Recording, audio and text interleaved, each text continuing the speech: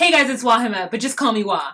Melanated! That's just to make up for last week. I was so hell-bent on getting that video out that I came home from work at 2:30 in the morning and edited a video. So I forgot to add in the voiceover of me saying melanated. Normally I don't do it the way I just did it, you know. First, what I am wearing on my lips is, remember the first color I was wearing, the blue one? This is the same brand, it's Ruby Kisses. The color is Orchid Heart. So let's just jump right into this episode. A lot happened for some couples and nothing happened for other couples. Into this episode, we first start with Carini and Polish. Last episode, it ended off that Boo Boo the Fool Paul ran into the woods, and then Karine ended up getting mugged later on. It begins with finding Paul, being annoyed that he's gone and finding him, and then one of the producers explaining to Paul that Karine got mugged and she was back at the hotel packing her things. She was gonna go stay with a friend. Paul is behaving like, oh God, I guess I wish I would have been there to, at least have been there to like protect her. I'm like, first of all, Paul, if this man with a machete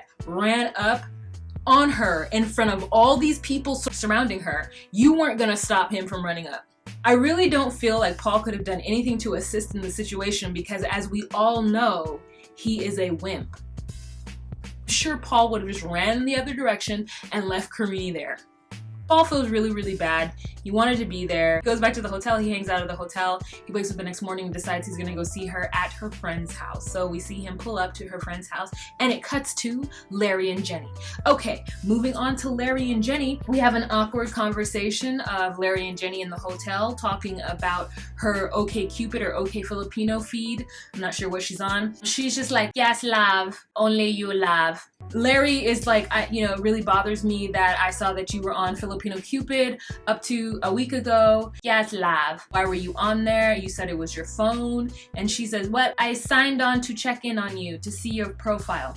Now, if you guys will recall, look at his profile. If he had put something on there that she forgot to mention, I don't know. I said that a couple of weeks ago. So then he proceeds to say, well, let me see your sent box. And he sees that the last person she sent correspondence to was him.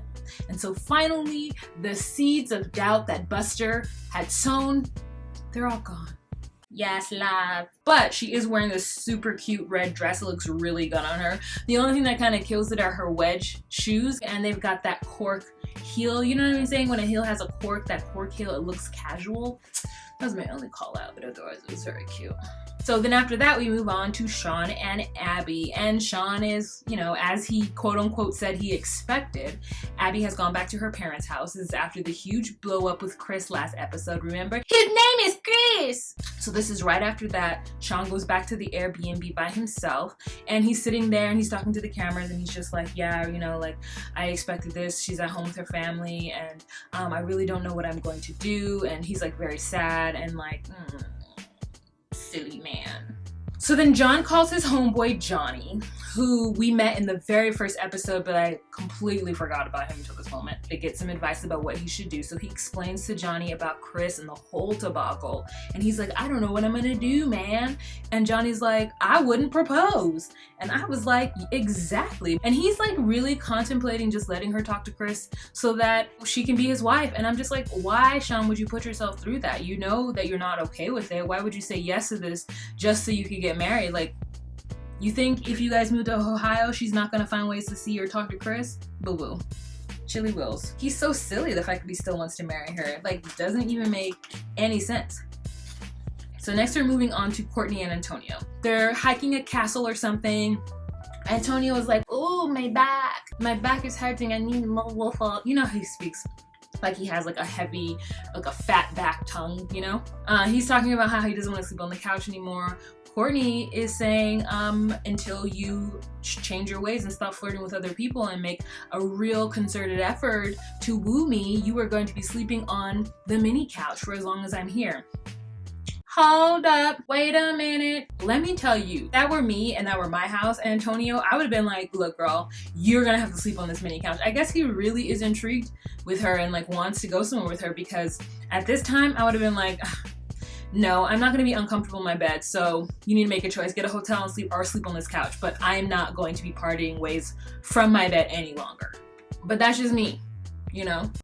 Imagine if he did do that, that'd be so hilarious. So Courtney then asks to talk to his family. She's like, when am I gonna meet your family? And he's like, to the confessional, he's like, honestly, I don't know if I want Courtney to meet my family, but she could meet my friend Samuel. So Antonio says to Courtney that she will meet his family in time, and for now, she's gonna have to be okay with meeting Samuel, his childhood friend. So they go to some really cute like bar slash restaurant, and girl, the drinks that they were drinking, let me tell you, it looked like it was like a pink drink with sprigs of rosemary, lemon, and kiwi. I was like, what drink is that? And can I get it virgin, please? You might not know that. I don't drink. I can't. It hurts me. Samuel is such a smooth talker though. Samuel is like, oh no, you know, this is a very genuine guy. He wouldn't be doing all the things that he's doing for you if he didn't like you. He's a really sweet guy. It may seem like he's flirting with other women, but that's just Spanish character, Spanish culture. This is how we are here. And Courtney starts to doubt her warning sign. She's like, I'm really bad at trusting people and I don't trust men, and I think that maybe I should let down my guard when talking with Antonio because he could be different than other guys, but I'll never know. And so I'm starting to doubt my concerns. And we're just like, okay girl, I wouldn't doubt your concerns, but I don't understand why she's not concerned about him being gay. Not my concern. So next we go on to Larry and Jenni again. This is where it gets really interesting for me. This is a huge culture shock for Larry to be in the Philippines. He meets her family and they live in the countryside.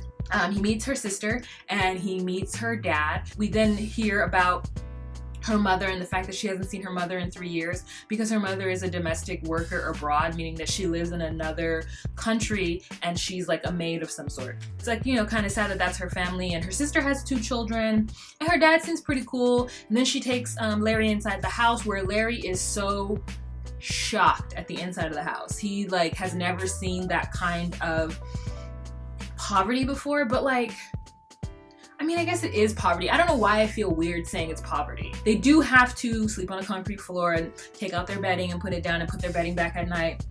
And so it is poor, but like, he's just never seen that, nor was he expecting it, I guess. And the look on his face was just so like taken aback. Jenni speaks very good English, and so does her sister. So they are educated people. In case you guys are wondering, I'm eating Trader Joe's white cheddar corn puffs. I love them. I'm gonna be snacking, I'm kind of hungry. It's really interesting. He meets the family. He's nervous and awkward. He gives weird hugs and handshakes. Like he does a thing where he takes their hand and then presses it up against his forehead. And I'm like, is that his culture or is that their culture? Or is it no one's culture and he just doesn't know what to do? We may never know. Yeah, he sits down, he's excited to talk to the family, he's smiling, asks for her hand in marriage. And the dad is like, well, let's see how you guys get along, you know, let's see how you guys spend time with each other while you're here, and then, you know, we'll consider it. And so Larry sees it as a good sign, and that's the end of their little segment for this time. So then we move on to Miriam and Patrick. Now, I can honestly say that I think that Patrick really likes Miriam for different reasons than I think Paul and Larry like their women abroad. And Chris and I were talking about this, and this is our theory, that Larry and Paul are the type of men who go after women outside of the country because they're lame, and it's gonna be hard for them to pull or date women here because women here can see their lameness. Like they can see what kind of like gamma males they are. Like they're just so far from being alpha males, you know what I'm saying? Like just like omega males, you know? I just think that it's easier for them to date somebody who, while wanting something different, wouldn't mind moving to the US. And I know that there are a lot of people out there who are like, oh, she just wants to come to the US, or he just wants to get his citizenship. Like, yeah, I don't think anything is wrong with a girl, Carini or Jenni, looking for an American man so that they can have a better life for themselves and possibly their families. I don't see anything wrong with that. Yeah, there's something to be said for like gold diggers, but most women who are professional gold diggers, or women who are really looking for men because of their money, are doing so with the man understanding that that's what's happening. Like these men are specifically going after women who are in poorer countries because they want those women to come back to the States and be grateful to have them. Can we not call that what it is? There is a give and take in that kind of relationship. So you can call them gold diggers if you want to, but there needs to be a title for the type of man who does that, who wants a woman purely because she doesn't know any better and she's used to so much less that she'd be okay for his nothingness. I honestly feel like Jenni makes perfect sense. If you see where she's lived in her life, like, yeah, she wants something better for her family. Her mother has lived abroad, working right now to send money back. So like, why shouldn't Jenni do the same? Come to the US, get married, get a job, and send money back to her family. Like, it makes perfect sense to me. I don't care. If you guys have a different opinion, tell me down below and tell me why. Then you have Patrick.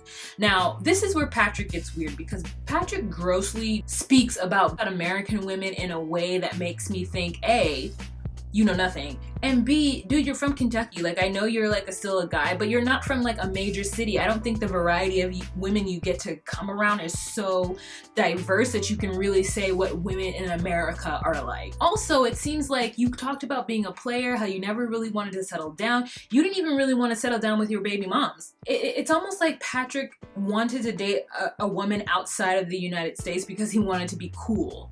Like, Miriam is beautiful, and she's beautiful in a very like effortless way. I think he thought that she was exotic and he was going to try to bag her, but because it was over online, it's easier for you to open up to somebody when you're just chatting with them. You have nothing but to be your real self, at least in some of your responses and such, because like, you know, why not? This person is not here. This person is not judging you. You get to be who you want to be with them. And I think that Patrick allowed himself to love Miriam simply because she's foreign. Like, I think he opened himself up to her because he was, you know, trying to impress her or whatever, and something that he wouldn't have done to an American woman. And I think, honestly, he just, I mean, that whole comment about him saying that just is like, you don't have much experience with that many women at the age of 22, Patrick, for you to even judge how American women are. You didn't grow up in a metropolis, so how would you even know? Miriam acknowledges that she thinks her boyfriend isn't serious. She also acknowledges that her boyfriend really doesn't like for her to talk to Patrick, so her being here is in defiance of his wishes. And she's just like, look, this dude came to Paris to hang out with me. Okay? I'm going to hang out with him. I'm going to show him around. He came to visit me. They lied to him enough. Like, at least I could do is show him around Paris, show him a good time. He's coming. So then they have this moment, her and Patrick, where they both start to cry. And I actually kind of think it's sweet. I want to be cynical about it, but I think it's sweet, so. Next, we have Larry and Jenni. Jenni's family puts on a feast for Larry. They get a whole pig and they like roast it or something over a spit or something for 5 hours. And it's a specific dish. It's called like lechon or something like that. Now, Larry knows that they're poor. And I don't know what was going through his mind, but as they're cutting up the pig, he has a voiceover talking about how he doesn't want to eat it because he's not good at eating new kinds of food, and that he might get like diarrhea or a stomach ache, and that he, you know, he feels awkward that he's in this situation. So they cut up the food, and her and her sister both tell him, they hand him a plate, that it's customary for the guest of honor who they made this food for, to eat first. And he's just like, no, why can't everybody else eat? And he's not eating. It gets to the point where it's like getting on, like it's bothering Jenni. P.S. Jenni's face says everything that she is feeling. All the things. You cannot miss anything that's on Miss Jenni's face. So he can tell something is wrong with her. And instead of him just really like taking like a good first bite, I'm like, what is one bite gonna do? He like, I can't even explain to you how he eats this food. I'm sure you saw it. But he like scoops it up, puts the littlest bit on his mouth, kind of spits out a little bit, and then there's like a little shred, you know, like shredded pork, like if you put it on a taco, there's like a little shred of pork hanging from his lip, and he doesn't even have the sense to like at least do that with his he like picks it up and like places it in his mouth, and it's like, as though none of these people are standing here watching him. As though her sister didn't say, this is tradition, all these people are here for you, we made this food for you. He couldn't even take one bite. I lost all respect for 401 Clary in that moment. There is no, like, I don't, there, it's, that's, he's from the South. I'm so upset, because like, he's from the South, you guys. There's no way that he doesn't, I know Southern hospitality is if you come home to somebody's house and you eat dinner with their family, that you eat. right? Isn't that Southern, like, whatever? Southern people have manners. I don't understand why he's acting like he's never heard of this, or why it's not a, like, it's just so infuriating to me how disrespectful he was. I mean, I felt so embarrassed for her and the family who had to witness it. Like, he treated them like crap. He's so rude, like all of these things. And just because he didn't want to eat a bite of the food because he might get dysentery or diarrhea, listen, is it not worth it for your boo that you want to marry? You can't have one bite. Listen, let me tell you, if I go to somebody's house and they make pork specifically for me, I don't eat swine, okay? They make pork specifically for me, I would take a bite. Something, like, it's like, it's not even that it's against his religion. If he said, oh, you know, my religion, and then he crosses himself before he eats it. I just thought he was so disrespectful. Okay, it made me so mad. I have to move on. So anyways, then we go on to Paul and Carini. Paul shows up to Carini's homie's house, I don't know who, and her mom knows that she's on the way to the friend's house, so her family already knows about Paul, okay? Carini answers the door and she's like, what are you doing here? And then he's like, I just wanted to apologize. Then he tried to make a joke about like a playhouse that was in the bushes or whatever, and he's like, casa? And she was just like, casa. Like, she is just tired of putting up with his ish. She's been putting up with his weirdness, his quirkiness this entire time. Carini's like, start talking. I'm very sorry about last night. I didn't mean to put your life in danger. Like, Paul, get a grip, Paul. No one even thinks for 1 second that had you been there, he wouldn't have come up to y'all, because you don't look like anybody worth being scared of. Mama's like, the hand, Paul, the phone. You need to man up and have a proper conversation. You don't have to go leave running like a child, acting like a baby. Oh, shots fired, shots fired. Carini was not having it. Basically, she's like, explain yourself, explain your criminal record. I need all the explanations right now. And she's like, before I can forgive him, we need to have this conversation. And I'm like, damn right, we need to have this conversation. Him and his ex took out restraining orders on each other, just all this mess. And she's just like, how bad do I want to go to America? Okay, you guys, that is the end of this episode. Please let me know what you guys think down below, as I know you will. I absolutely love all of your commentary. Thank you so much. Oh, 90 Day Fiancé. I watched like half of it, and then I was hanging out with Chris, so we got distracted. I'm not gonna put out anything in this video. I'm gonna introduce all the couples that I learned about next. So I'll just do the whole series, like, fine, it's whatever. I'm gonna tell you right now that I don't like that little 22-year-old girl who got that daughter named May, who is in love with that Moroccan man. I don't like this entire situation. I think it's very stupid. Well, I know they've told her story before. She's like a past season person, and everybody else is new. So I'll give you the rundown and the tea on those folks in another video, probably later on this week, girl, because I have got so much going on.